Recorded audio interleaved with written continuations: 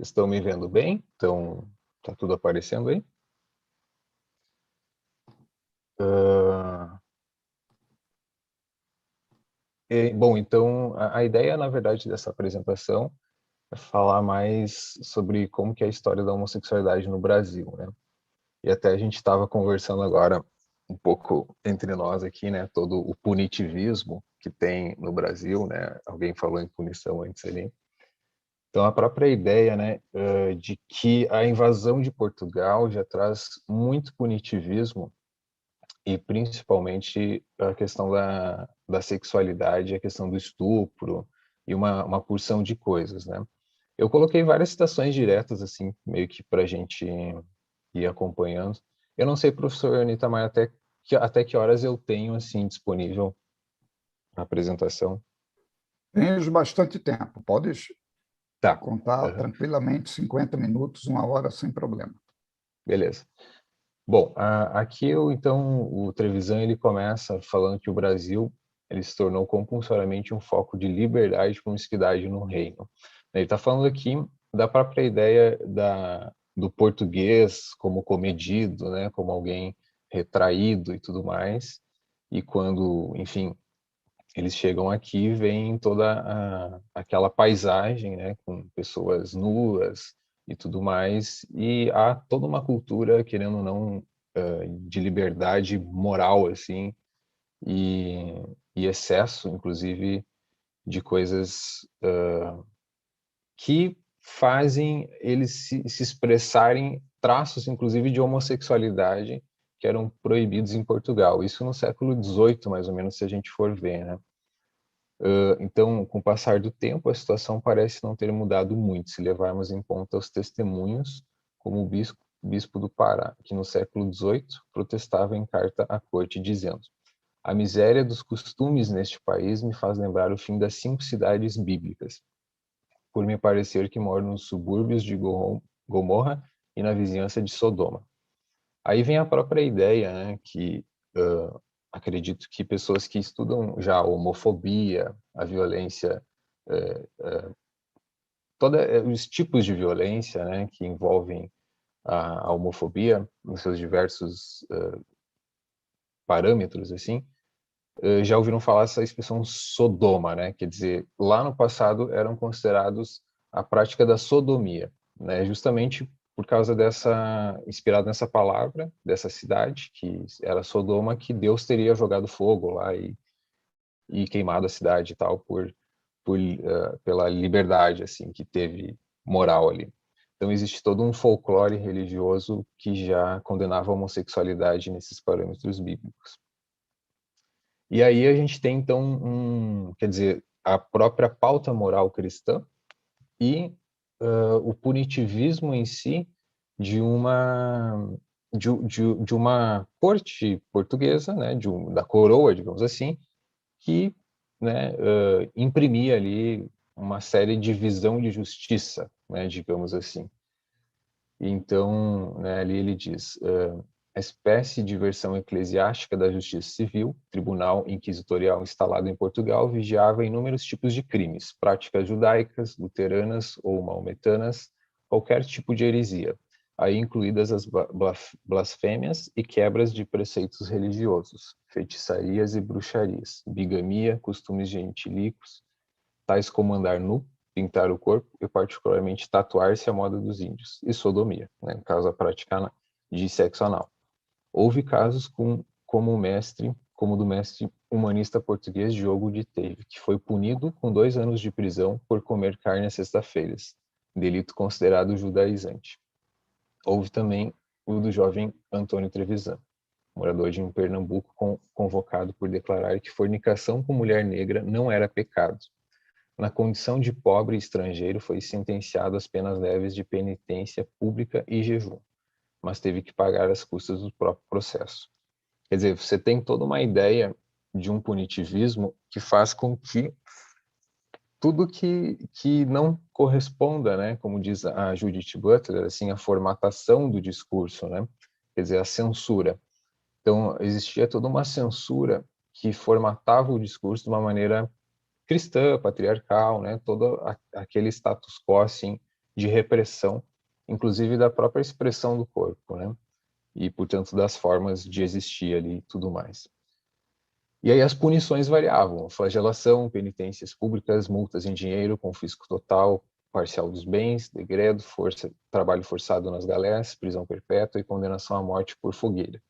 Neste último caso, da condenação da morte por fogueira, o condenado era entregue às mãos do tribunal secular, pois a igreja se recusava a executar a sentença que ela própria prescrevera. Isso é muito comum se a gente for ver, não só em relação à homossexualidade, né, mas tudo aquilo que a gente está falando, né, quem era considerado bruxa, a própria caça às bruxas, né, aquelas situações históricas que a gente tem registrado, assim. E o punitivismo, então, no Brasil, ele vai ficando meio que na Inquisição brasileira, assim, né, de formas variadas, né, como ele diz ali, a própria prática homossexual era condenada com maneira de jejuns obrigatórios, orações especiais, retiros, uso de silícios, multas em dinheiro e açoites para as penas mais brandas, né.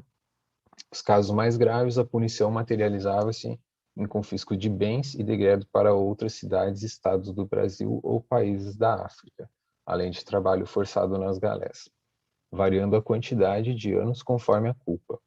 Com ou sem condenação, o réu ou investigado era obrigado a pagar as custas do processo, aí incluindo-se o trabalho do notário, calculado pelo número de folhas e linhas escritas nos documentos, as investigações efetuadas, a publicação da sentença e os gastos com roupas e velas usadas nos autos de fé.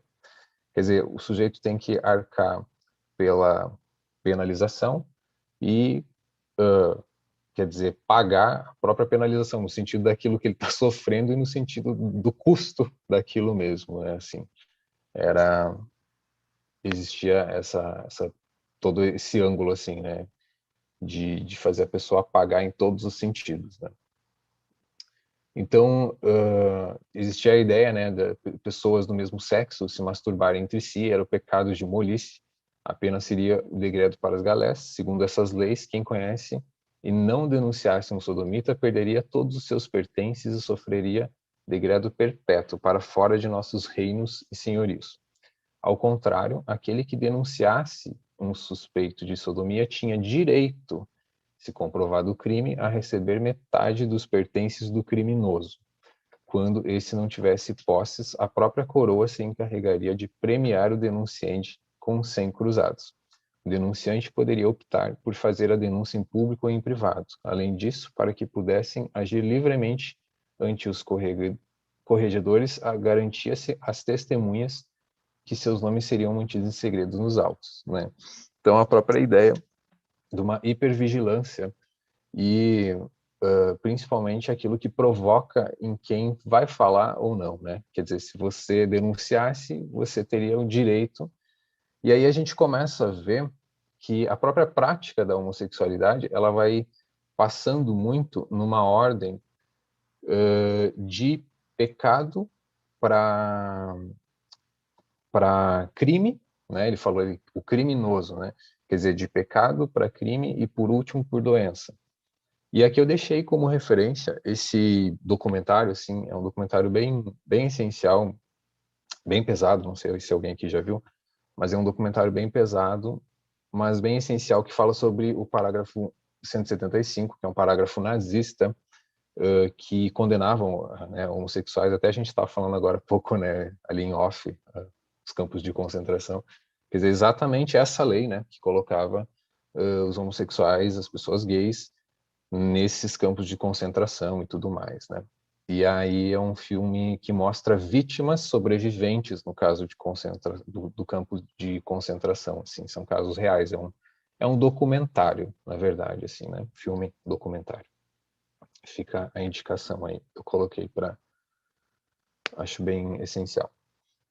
Então, os castigos, né? Quer dizer, a própria ideia dos castigos, assim, no caso das mulheres pecadoras, umas com as outras, segundo essas constituições, ocorria a sodomia apenas imprópria, sem penetração. Portanto, as criminosas deveriam ser degradadas por 3 anos para fora do arcebispado e sofrer apenas pecuniária, conforme a qualidade da prova e mais circunstâncias.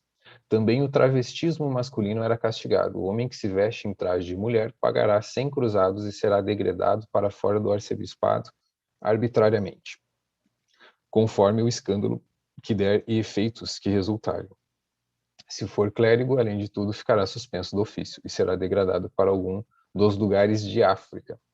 Então, toda essa ideia de, bom, se essa pessoa, né, mesmo pertencendo ao corpo da Igreja Católica, então, tendo a prática homossexual, não, né, na verdade vai ser um corpo estranho dentro do próprio corpo, né, a gente não tem que expulsar isso dessa instituição. Tinha muito essa ideia, assim, né, e até hoje, se a gente for ver, isso é extremamente atual, né, assim, no sentido de que existem muitos padres gays e, querendo ou não, tem, todas as religiões, né, envolvem, mas isso sempre teve uma ideia muito forte, né, de um traço de homossexualidade que a própria Igreja Católica se auto-reprime, sei lá. Né? Isso ele aponta no livro aqui também da Devassos no Paraíso. Então, essa proibição sexual, né, aqui ele fala que cada vez, né, que alguém sente o apelo da diferença em seu desejo, provavelmente terá de vencer séculos de repressão para chegar ao epicentro do seu eu. Aqui ele traz muito essa ideia de que exatamente todas essas camadas, né, que eu estava falando assim, institucionais, elas acabam soterrando a pessoa, né, assim, o eu autêntico da pessoa, né? E a gente sabe que muitas dessas instituições acabam produzindo personagens, né, papéis sociais, de homem, de mulher, esses personagens que entram no roteiro que formam o status quo, né, de um tipo de visão de mundo, assim. Só que por debaixo disso tudo existe uma pessoa, né? Quer dizer, existe um eu autêntico, um self, né? Um si mesmo autêntico, como que a pessoa vê ela mesma autêntica. E aí ele fala disso assim no sentido de que secularmente, né, para recuperar então a ideia de um ser humano que possa ser homossexual, que possa, né, tenha a possibilidade de existir tal como ele seja, precisa recuperar, né, vencer séculos de repressão. Então existe todo esse esforço imenso, né? Principalmente porque essas camadas, né, como eu estava falando, se dão por essa tridimensionalidade, sei lá se é assim, mas quer dizer, o pecado, crime e doença, né? Vem por essa estigmatização, assim, né? Esse estigma social, né, que precisa ser superado, né? E que já é ultrapassado, por sinal, né? Mas para a gente começar a falar, né, disso tudo, a gente tem que voltar, né, assim, para a história, né? E a gente vê que a nossa história brasileira, ela é extremamente homofóbica, punitivista e repressora nesse sentido, né? Tanto que no Código Penal, né, o travestismo era uma contravenção, determinava-se a punição de 15 e 60 dias de prisão para quem tomasse trajos impróprios de seu sexo, né, entre aspas, e os trouxesse publicamente para enganar, né? A própria ideia do tipo assim, né? Bom, isso, a própria ideia do transexual como, ah, não, mas isso aí não pode ser, né? Não é você. Não, mas não, você está se fantasiando. Quer dizer, essa ideia, né? Isso era extremamente acreditado, né? E ainda hoje muitas pessoas trans sofrem isso, né? Assim, a gente acompanha isso na clínica. Eu como psicólogo, pelo menos, eu vejo esse tipo de sofrimento do social querendo impor assim, não, você é uma outra coisa, né? Como se a pessoa não soubesse o que ela é, assim. E essa lei, ela relegitimava isso, né? Assim, em 1932, Código Penal Brasileiro foi acrescido no capítulo que inclui o ultraje ao pudor, da proibição de circulação em território nacional de folhetos, livros, periódicos, jornais, gravuras que ofendessem a moral pública. A pena prevista era relativamente rigorosa, de 6 meses a 2 anos de prisão do responsável, além de multa e perda do objeto onde constasse a ofensa, o que significa na prática que as publicações podiam ser recolhidas por ordem judicial. Quer dizer, você tinha toda uma proibição ali de imagem, né? Assim, tinha uma ideia imagética ali que já é heteronormativa daquilo que aparece e como aquilo vai aparecer, né? Bem fenomenologicamente falando, assim, estava esse mundo já amarrado, né, heteronormativamente. E na terceira década do século XIX, o Estado liberal e civilizador tomava consciência do alto índice de mortalidade infantil e das péssimas condições sanitárias do lar patriarcal então existente no Brasil. né, a família aí tradicional brasileira, em função da ideia de que se devia fazer filhos mais sadios para a pátria, e que a independência recém-inaugurada impôs-se a convicção de que a velha família patriarcal era incapaz de proteger a vida dos seus membros. Daí a necessidade de modernizar este lar, preenchendo com prescrições científicas e cuidados mais eficazes, do ponto de vista da saúde e da educação. Conforme afirmava o médico Joaquim Pedro de Mello, em 1846, não se pode de forma alguma admitir a sociedade de exigir que os pais respeitem o futuro de sua posteridade, conduzindo a conformemente os preceitos ditados pelos são os princípios de uma higiene racional, antimurais seguros da grandeza de uma nação. Acho isso aqui extremamente atual, né? Se a gente for ver aí o contexto que a gente está na nova Idade Média aí, da novidade média, né? A gente começa a ver que isso aí acaba tendo, né? Da onde é que vem, né? A ressonância disso que está se atualizando aí, né? De uma maneira trágica. Então a gente nota já evidente, né? Que isso tudo diz respeito à nossa história, né? Diz respeito à história desses séculos que precisam ser vencidos, né? E no caso dobrar essa força para vencer isso, essa repressão secular, né? Que não digo que é impossível, né? Mas exige muita força e dedicação para aqueles que estão aqui ouvindo, para nós que estamos, né, em contato com essa realidade, que vivemos isso, né? Eu que vivo isso e tal. Então, nessa época, voltando, né, assim, existia toda essa imagem, não só do jovem como frágil, mas de uma penalização e de um Estado, de uma ideia nacionalista, né, de uma ideia totalitarista, né, unificadora. E isso cada vez mais a gente percebe que é sempre uma tentativa, por exemplo, movimentos integralistas, né, quer dizer, então assim, essa ideia sempre nacionalista de fechar o ser humano né, em uma única possibilidade, né, determinando todo mundo no seu papel e hipnotizando, né, as pessoas, hipnotizando nesses papéis sociais, assim. E nisso tudo envolve o próprio conceito de infância que era inexistido. Quer dizer, se você tem uma ideia de uma nação, então você vai ter que ter toda a complexidade, né? O que é sempre impossível, porque como é que você vai definir a infância numa época em que as leis nem tinham ainda se aperfeiçoado, nem tinham, né? Eram muito primitivas, eram leis escatológicas, eram leis assim nada a ver. E então o conceito de infância ele vai precisar, né, ser configurado aos 25 anos de idade.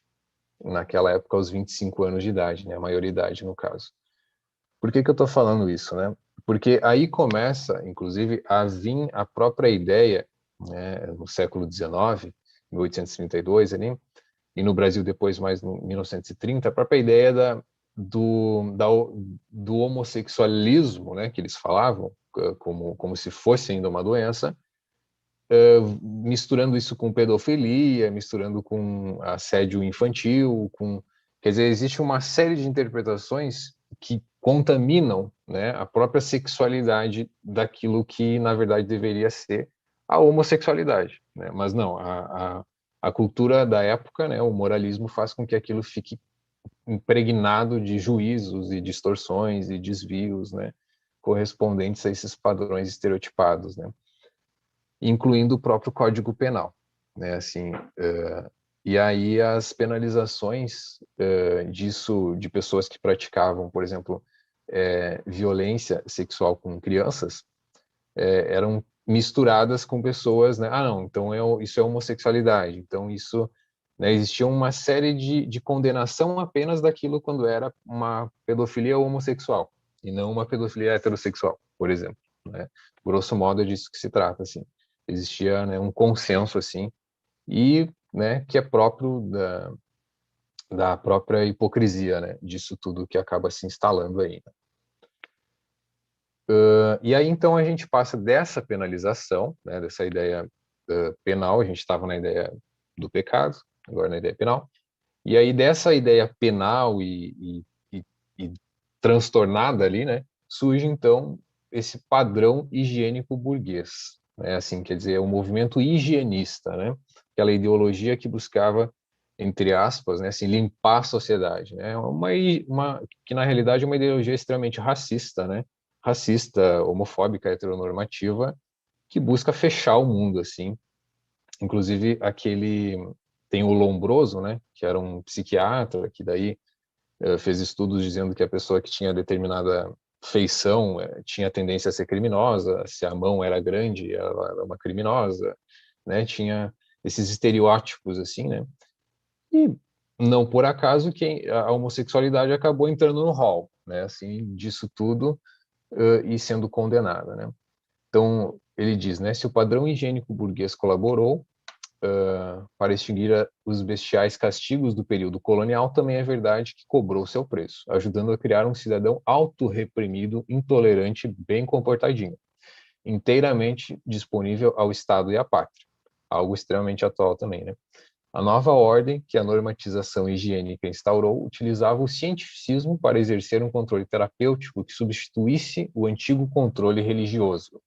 Ao se distanciar progressivamente do universo da lei, secular ou religiosa, a ideologia higienista colocava seus referenciais no terreno da norma científica.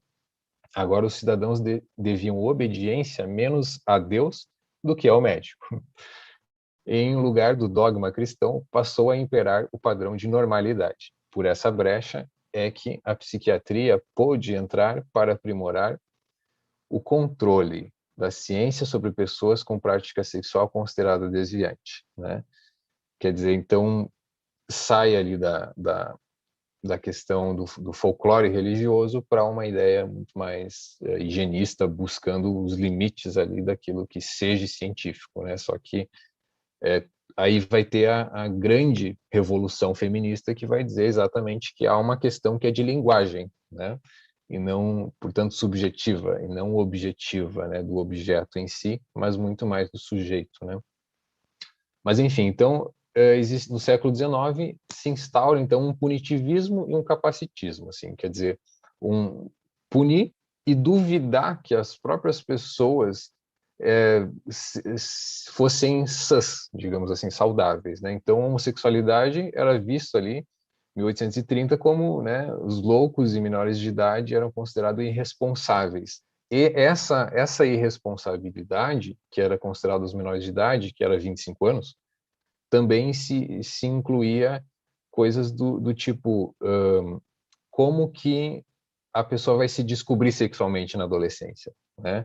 Porque na adolescência que se descobre, na infância, né, a pessoa já sabe também, de certa forma, existe a criança gay, né? Isso existe, né? As pessoas acham que é mito, mas existe a criança que é gay já.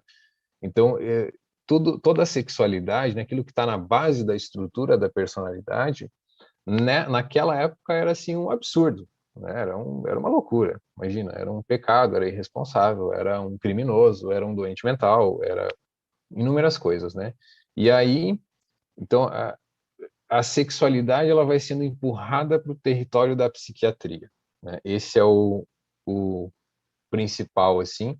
E dentro disso vai ter um problema que é a própria Europa no século XIX, né, numa terminologia ali psiquiátrica, Daseins analítica também, um pouco ali de digamos, de uma linguagem que buscava tentar ser psiquiátrica, né? Porque naquela época você tinha ainda uma noção muito precária da psiquiatria. Você tinha Felipe Pinel, por exemplo, né? Daí vem a própria expressão, né? Se você está meio Pinel. Quer dizer, o Felipe Pinel, que foi o psiquiatra humanista que fez a primeira revolução psiquiátrica, então ele tem o Tratado Médico Filosófico, que é um tratado bem importante, mas ele era um cara extremamente punitivista ainda, né? Então você vê a ideia de perversões sexuais, né? Quer dizer, algo perverso, algo no sentido daí vem a própria ideia do sadismo, do masoquismo, né? Então isso acaba virando um caldo do tipo assim, a homossexualidade então é um problema, é uma perversão, né? O que de certa forma acaba cada vez mais se somando assim, né? Eu deixei essa cena, não sei se alguém já viu essa série da Netflix, né, a Rachel, da enfermeira, que foi inspirada até no filme do Um Estranho no Ninho, né? Aqui nesse episódio, eu não lembro qual que é, mas tem ali como que seria o tratamento para homossexuais, né, na série ali na época. Acho que ela está na década de 30, se eu não me engano. E é uma mulher lésbica que se colocava numa banheira e deixava ela ferver lá o corpo dela numa banheira. Isso realmente existia, né? Quer dizer, os tratamentos, então, os tratamentos, na verdade, que são perversos, né? Para, então, lidar com isso que se chama de perversidade, né? Então, colocar a pessoa, o corpo da pessoa lésbica ficar cozida numa banheira, tipo assim, né? É uma das coisas que se fazia, por exemplo, né? Dos absurdos que se fazia. Então, essa ideia da psiquiatria, ela acaba sendo muito primitiva ainda, né? E tendo muita, muitas coisas que não se sabe direito o que está lidando ali, no sentido de não investigar a linguagem, né? Parece que só se descobre que se tem uma mente no século XX, basicamente assim, né? Porque até ali então eram feito isso, né? E nesse episódio eu lembro que a moça, ela é muito torturada pela enfermeira, assim. E aí ele fala assim, né? Depois de libertar os loucos das prisões, a medicina ajudaria também esses pobres indivíduos, vítimas de suas taras e anomalias, concluía Lenídio Ribeiro. Tal ponto de vista era compartilhado pelo Dr. Viveiro de Castro, que se fundamentava em autores europeus, né? O eurocentrismo aí também, falocentrismo, né? Para concluir que a lei só deve punir aqueles pederastas, debochados e viciados, principalmente quando corrompem menores. Mas quando se trata de uranistas, isto é, indivíduos atingidos de inversão congênita ou psíquica, né, a própria ideia, se a gente for ver, de inversão, né, e a gente poderia até pensar numa ideia de invasão, a própria ideia do exorcista, né, quer dizer, alguém que vai tirar a dor do corpo. Tinha muito, né, essa visão, assim, de algo que invade a pessoa, né. Então, a punição seria uma verdadeira crueldade, porque eles não podem furtar-se a essas inclinações, elementos integrantes de sua personalidade. Então, eles vão das prisões para o... E aí o doutor fala, né, o doutor conservador da época lá, eurocêntrico, né, e tudo mais, ele fala da anomalia homossexual, né, como que ele coloca, né, loucura erótica, resultante de psicopatias sexuais em pessoas mentalmente alienadas, falhas no desenvolvimento glandular provocadas por hereditariedade, vida insalubre, alcoolismo ou excesso de onanismo e outras circunstâncias favoráveis à aquisição do vício, tais como prisões, velhice e impotência. Né? Então você veja o nível, isso aqui era a psiquiatria da época, né, gente? Então você veja, tipo, e aí o doutor continua falando, né? Eu coloquei blá blá blá justamente para debochar, né? Porque assim, olha só o que ele dizia, né? Como que era a psiquiatria da época. Segundo, os homossexuais sofriam de uma alteração psíquica chamada efeminização. Isso é bem arquetípico do Brasil também, né? Esse tipo assim de efeminado, né? Cujo quadro comportamental era assim apresentado. Tem como as mulheres a paixão da toilette, dos enfeites, das cores vistosas, das rendas, dos perfumes. Depilam-se cuidadosamente, designam-se por nomes femininos. Maintenon, Princesa Salomé, Feodora, Adriana Lecover, Corapeu, etc. São caprichosos, invejosos, vingativos. Passam rapidamente de um egoísmo feroz à sensibilidade que chora, que já é algo próprio de querer vincular, né, homossexualidade com algo feminino, né? Quer dizer, e o que seja feminino ser chorar, né? A própria ideia que vai englobando, porque a homofobia ela é filha do machismo ali, né? Ela é a mesma coisa. E nesse sentido, a própria violência daquilo que é sensível, né? E aí ele continua, né? A sensibilidade que chora. Mentira, declaração, covardia, obliteração do senso moral, tá é o seu apanágio. A carta anônima é a expressão mais exata de sua coragem. Não seguem as profissões que demandam qualidades viris, preferem ser alfaiates, modistas, lavadeiros, engomadores, cabeleireiros, floristas, etc. Seu ciúme é um misto de sensualidade em perigo, de amor próprio ferido. Narram-se casos de pederastas que, em acessos de raiva ciumenta, dilaceraram adentadas o ventre ou arrancaram a pele do escroto e do membro de seus camaradas. Quer dizer, toda uma ideia extremamente, né, distorcida, assim, e propriamente para desmoralizar e estigmatizar o que seja, né, a homossexualidade. Então, esses erros da psiquiatria, né, eles fazem com que até hoje pessoas, né, e a gente percebe isso na clínica, pessoas com, né, com medo de falar sobre a sua própria sexualidade com o psicólogo, né?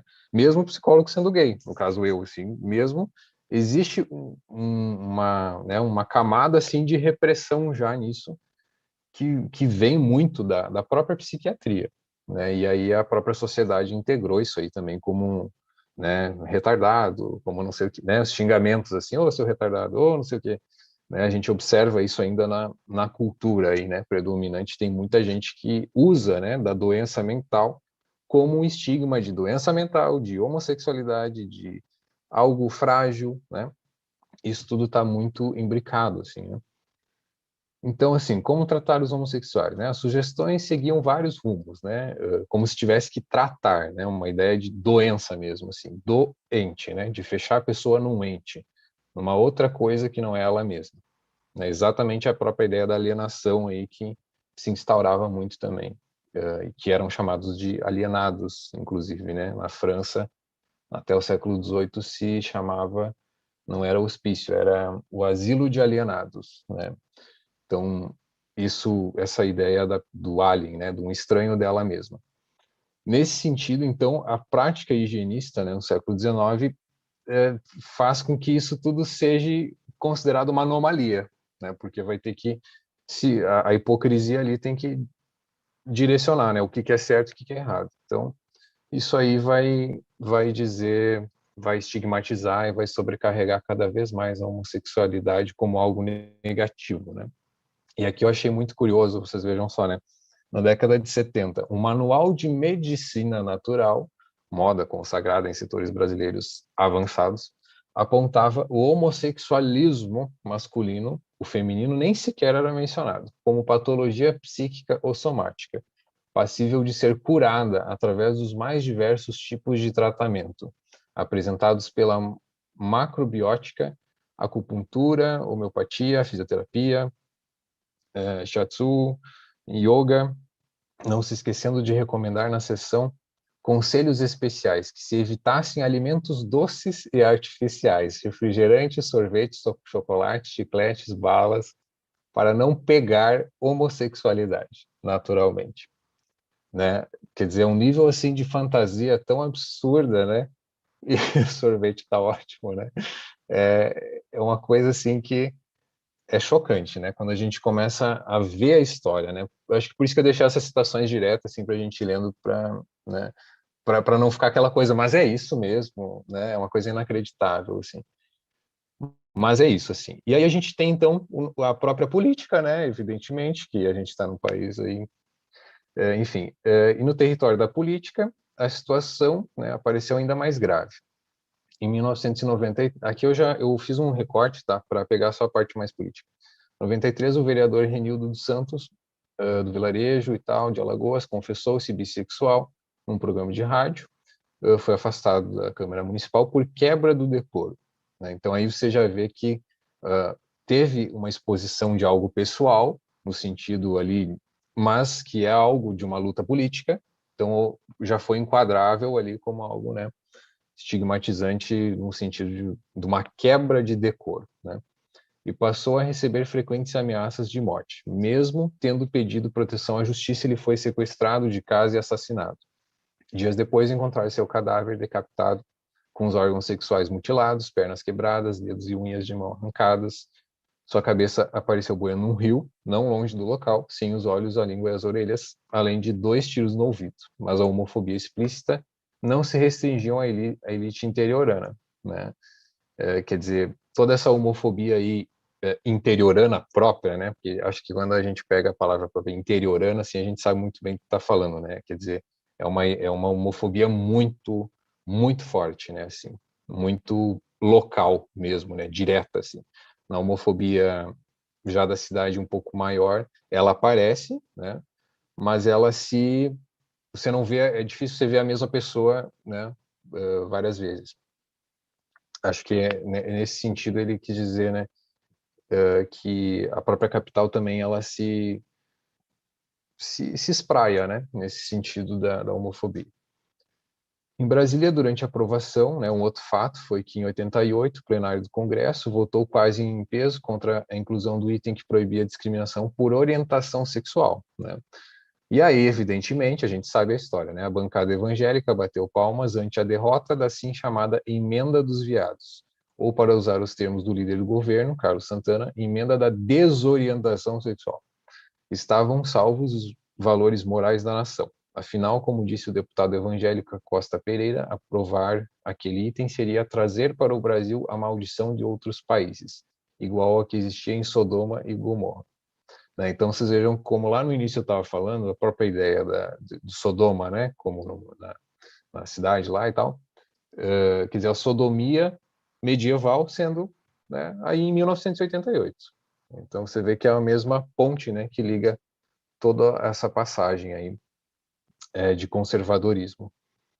E quase 10 anos depois, dezembro de 97, ocorreu um clima parecido na Câmara Federal, quando se debatia mais uma vez o projeto de parceria civil registrada entre pessoas do mesmo sexo, vulgarmente chamado casamento gay, né? Ficou conhecido assim.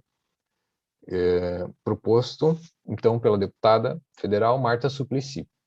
A discussão, que só acabou após as 11h30 da noite, 23h30, atingiu um nível de baixeza poucas vezes visto até então naquela casa. Segundo os jornalistas presentes, os deputados faziam gestos obscenos, vaiavam, gritavam gracinhas e grosserias não só a Marta Suplicy, mas também outros deputados favoráveis ao projeto, como Fernando Gabeira, né, um guerrilheiro importante aí, jornalista, e até mesmo, então, líder do governo Luiz Eduardo Magalhães.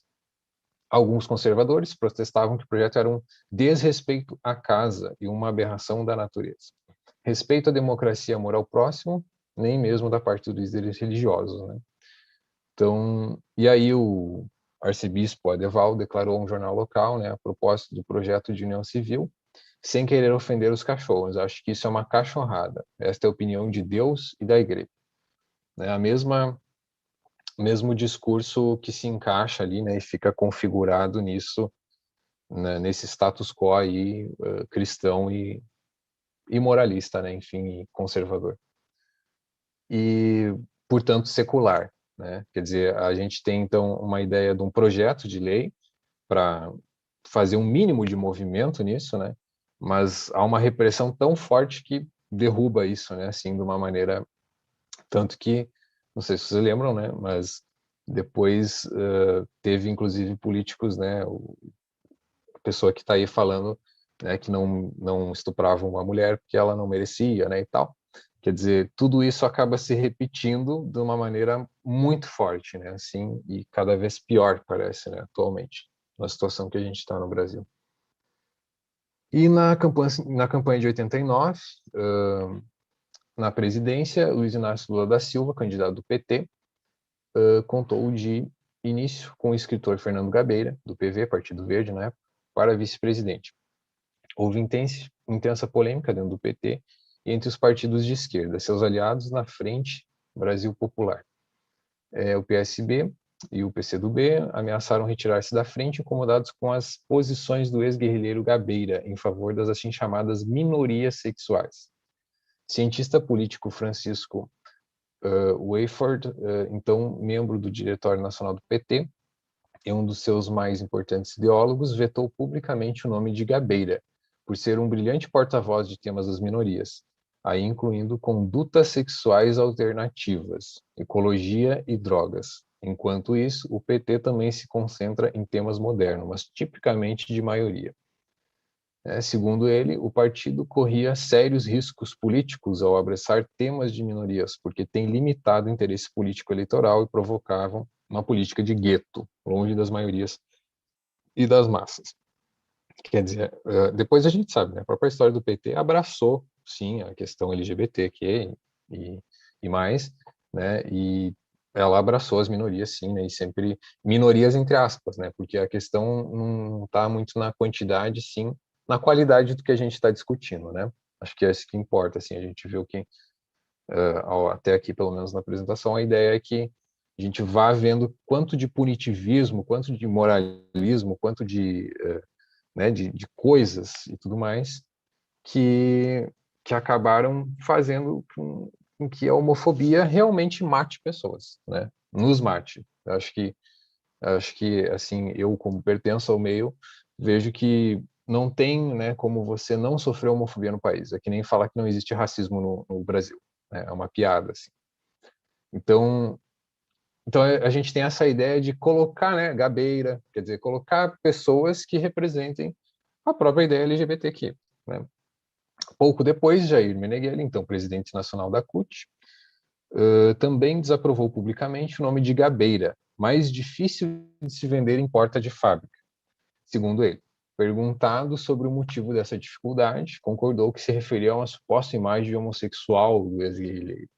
Não adiantou que outros membros ilustres do partido viessem a público defender a indicação de Fernando Gabeira. O Diretório Nacional do PT vetou seu nome e o substituiu de última hora. Então você veja, né? Existe aí todo né, um, um alto, né, embotamento aí disso tudo que, que precisa explodir, né? Que precisa ir para fora. E a política, então, a gente observa que não, a gente tem poucos movimentos, mas de muita qualidade no sentido de enfrentamento, né?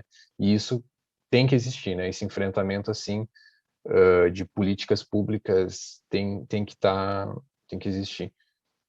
Aqui eu coloquei algumas personalidades gays para falar um pouco mais da cultura em si, né? Que eu acho que a, a cultura é sempre a nossa especialização, eu acho assim, em generalidades, assim, sabe?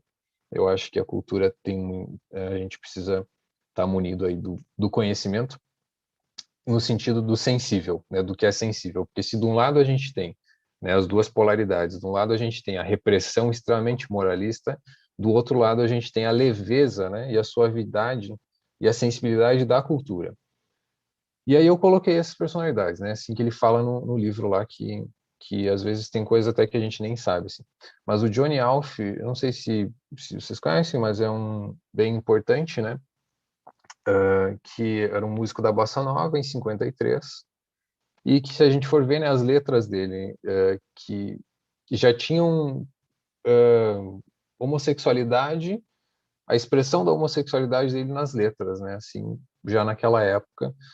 É um compositor, enfim, né, de bossa nova, instrumentista principalmente, bem importante aí.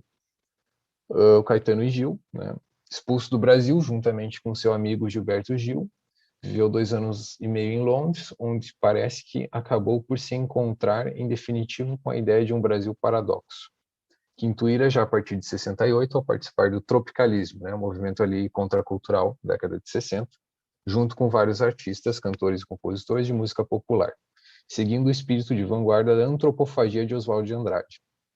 Né, criara no começo do século, esse grupo proclamava a necessidade de se devorar, sem medo às influências exteriores, como forma de criar um Brasil vibrante. Né? Antropofagia, vocês devem se lembrar, aquela revista, né? Aquele movimento importante de atuar como os índios, né? O que a gente vai fazer com as coisas que vêm do externo, né? A gente vai incorporar, a gente vai, né, integrar, né? Essa ideia não integralista, né? Mas integrar no sentido de digerir, né? As ideias mesmo, né? Assim.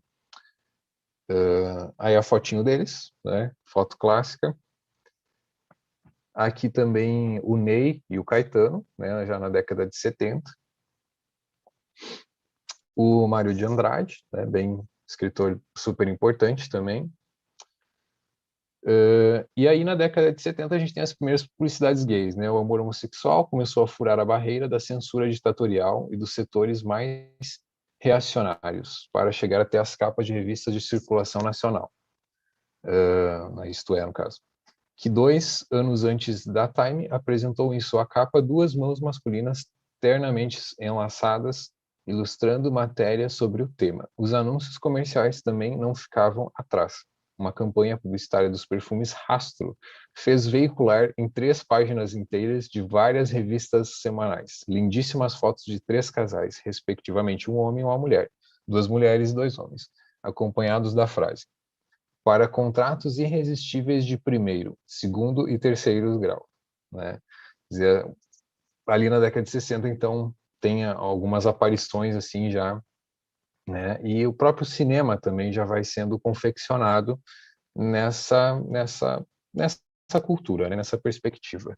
Então, em 85, a gente tem O Beijo da Mulher-Aranha, do Hector, baseado no famoso romance argentino. Manuel Puig narrava o embate afetivo ideológico entre 2 homens presos numa mesma cela, uma bicha acusada de corrupção de menores e um prisioneiro político. O filme propôs uma instigante conexão entre homossexualidade e política. Filme bem interessante, né? Para quem quer alguma referência assim da década de 80, O Beijo da Mulher-Aranha aí é um clássico aí também. Anjos da Noite, daí então você veja, né, os próprios anos, assim, 85, 86, né? Então você tem já um avanço progressivo da própria cinematografia, né? Que é esse lado sensível mesmo, que permite que exista a sensibilidade, né? E aí Anjos da Noite, que é um filme clássico também, assim, que tem ali um pansexual, né, em tom hedonista e quase celebratório, abordando com rara sensualidade a vida de um Michê, entre outros, assim. É um filme bem interessante também. E aí, em 87, né, você tem a própria ideia da AIDS, que acaba sendo associada extremamente, né, assim, à homossexualidade de uma maneira, assim, visceral, assim, né, no sentido mesmo visceral, né, assim, de realmente estigmatizar, né, que é outro estigma já, no caso, não da doença mental, mas, né, aí junta as duas coisas, parece, né? As pessoas acabavam estigmatizando biologicamente, emocionalmente, né? É um problemão que se tinha ali na década de 80 com isso tudo. Mas que o filme Romance, ele relata muito bem, assim, um filme bem interessante, um documentário. E aí, eu não podia deixar de falar, né, que em 98 tem aquela morte, né, do casal LGBT na novela Torre de Babel, né? Não sei se vocês se lembram, quem assistiu e tal, vale a pena ver de novo, eu vi no caso, mas assim, né,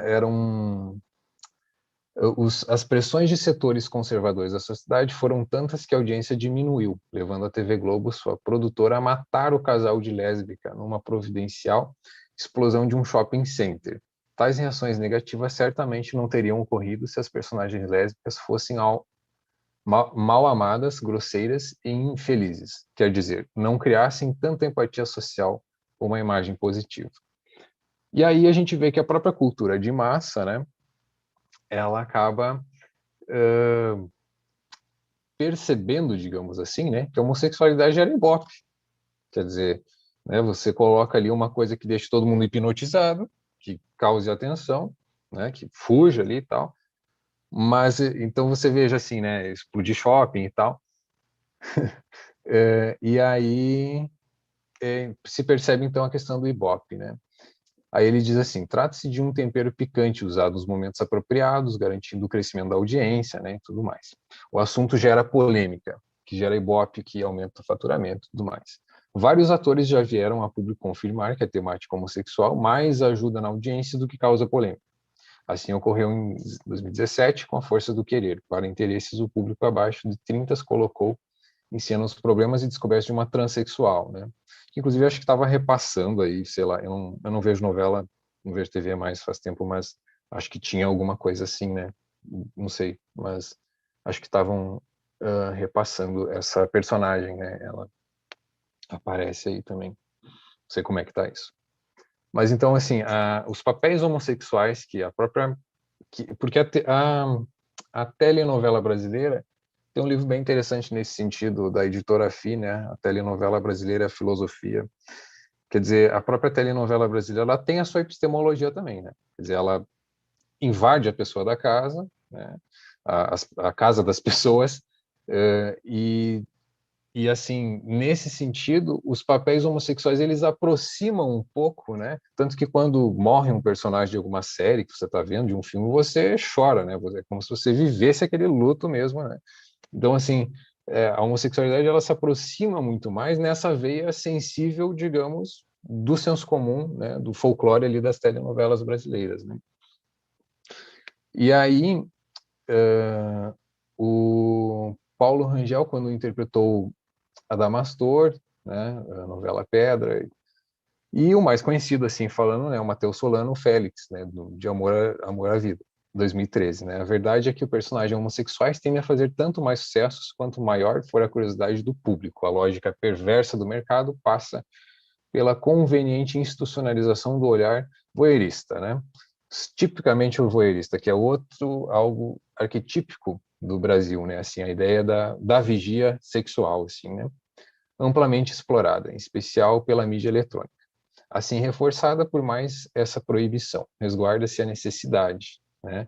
Aí que tá, eu acho que é importante a necessidade do consumo mórbido da homossexualidade, com amplas conveniências comerciais, e dá-lhe gays, lésbicas e travestis palatáveis na telinha, né? Então, essa ideia de dar-lhe pessoas na tela que aparecem e tal, e sem ter uma posição antropofágica, né, no sentido de degustar aquilo, né? É aquela ideia assim, como se diz, né, não adianta fazer um filme bom se a pessoa não sabe ver o filme, tipo assim, né? Quer dizer, não tem como você, a pessoa tem que ter também recursos para que ela esteja aberta à possibilidade de degustar aquela novela, né? Uma novela significa muito mais vivenciar aquilo do que pensar sobre, né, do que entender aquilo. Por isso que não dá tanta questão moral, mas sim muito mais da hipnose, né, do Ibope, assim. E aí, nesse sentido, a gente observa que tem muitos personagens, né, que acabam aparecendo na telenovela. E o Beijo do Félix, né, que foi super, assim, audiência máxima, né, e eu me lembro, se eu não me lembro se, mas acho que tinha um lance de ter alguma outra coisa no dia, né, eu lembro que tinha um jogo de futebol. Aí eu lembro que tinha algumas pessoas optando assim, se ia ver o jogo de futebol ou ia ver o beijo do Félix, né? Quer dizer, era uma coisa assim extremamente, né, polêmica ali, e todo mundo no dia seguinte estava falando do beijo do Félix, né? Era uma coisa assim, nossa, né? Então você veja, né, como ao mesmo tempo isso coloca em discussão, né? Isso vai para fora, isso passa a existir, né? Assim, e é um lado positivo, assim, digamos, né? Por mais que a gente aqui tenha essa coisa meio erudita, né, de criticar a cultura de massa e tal, mas a cultura de massa, ela também tem o seu papel ali, né, de poder, inclusive, ser revolucionário, né? Então, esses personagens cômicos da década de 70, né, a gente podia voltar um pouco mais também, né, nos Trapalhões, né, ali. Chico Anísio também havia o personagem Painho, delicioso personagem Painho, um pai de santo bicha, que além de se vestir e falar afetadamente, tinha chiliques de tesão diante de homens bonitos. Manifestava aberto caso sexual pelas mulheres e vivia em disputa com seu rival, outro pai de santo bicha. E, inclusive, aqui atrás, no outro slide, bem ali no final, ele coloca gays com G-U-E-I-S, né? Ele não coloca gay G-A-Y, justamente numa ideia de abrasileirar, né, a palavra, assim. E aqui, então, né, os personagens aí na década de 70, que já estavam na TV brasileira, né, e o famoso Capitão Gay, do Jô Soares, né, em 1980, e que se tornou, né, coqueluche nacional, através do programa Vivo Gordo, vestido de plumas cor-de-rosa, que parodiava o uniforme do Super-Homem. Sempre na linha da paródia ele aparecia quando alguém precisava solucionar problemas, né, que nenhum homem e nenhuma mulher podiam resolver. E trazia consigo uma varinha mágica que manuseava maliciosamente, criando muita confusão, mas sempre encontrando soluções surpreendentes, né? Aí o Capitão Gay do Jô, e fazendo referência à dupla do Batman e Robin, né, modelos de viralidade da cultura de massa. O Capitão Gay apresentava-se acompanhado de seu assistente, um mulato alto de voz melíflua e gestos debochados que usava peruca afro de cor azul e atendia pelo nome andrógeno de Carlos Sueli. autodefinido como 20% Carlos e 80% Sueli. Era especialmente hilariante, sem dúvida icônico encontrar na vizinhança, como aconteceu, grupos de garotinhos brincando enquanto cantarolavam em conjunto rock do Capitão Gay. Então, na época, um grande sucesso em disco. Atacado por moralistas que acusavam o programa de fazer apologia do homossexualismo e por certos militantes gays que detestavam ver as bichas como objeto de riso nacional. Capitão Gay ironizava a direita e a esquerda, né? Definindo-se a si mesmo como um defensor das minorias contra as tiranias, né? Então, ele tem o seu papel aí bem importante, né? Com a sua varinha mágica aí disso. E nessa linha das personalidades, né? A gente, Cazuza, Renato, né? Cassia, enfim, Carolina. E também acho que é importante o Grupo Gay da Bahia, né, que foi o primeiro grupo, década de 80, foi fundado em 80, a ser registrado como cidade civil, em 83, né, direitos de considerar direitos homossexuais como registro civil em 1983, né. Não podia deixar de falar desse grupo que é bem importante. Eles começaram a liderar desde 81 uma campanha nacional para que o Ministério da Saúde não mais adotasse o Código da Classificação Internacional de Doenças, debaixo do qual se incluía o homossexualismo como desvio e transtorno sexual. Essa ideia do homossexual como se fosse uma doença ainda, né? Quando é homossexualidade. Né? A campanha recebeu o apoio de entidades como a Associação Brasileira de Psiquiatria e a Sociedade Brasileira para o Progresso da Ciência, além de numerosas personalidades e parlamentares de todo o país. O debate chegou inclusive à Assembleia Legislativa de São Paulo, onde a deputada Ruth Escobar, autora da vitoriosa moção de aprovação ao documento, sofreu violento ataque de setores conservadores e chegou a desmaiar no auge dos debates parlamentares. Novamente a questão política, né? E já em 93, a Organização Mundial da Saúde já eliminava ali o homossexualismo do seu CID, né, o catálogo de doenças. O DSM também, né, e o Manual de Transtorno e Diagnóstico de Doenças Mentais ali. Na mesma esteira, o Conselho Federal de Psicologia, que tem poder de vigilância ética em sua área profissional, né, promulgou Resolução 1ª de 99, repudiando a discriminação homossexual a partir de fatos denunciados pelo Grupo Gay da Bahia, né. Então, você veja a importância do Grupo Gay da Bahia, é essencial assim, no país. Assim. Ele, inclusive, que traz dados importantíssimos sobre mortes de transexuais, mortes de homossexuais. Né? É bem essencial esse grupo.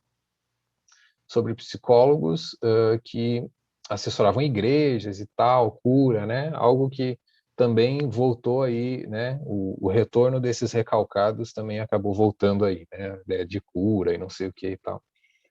Que, né, não procede, evidentemente isso não procede.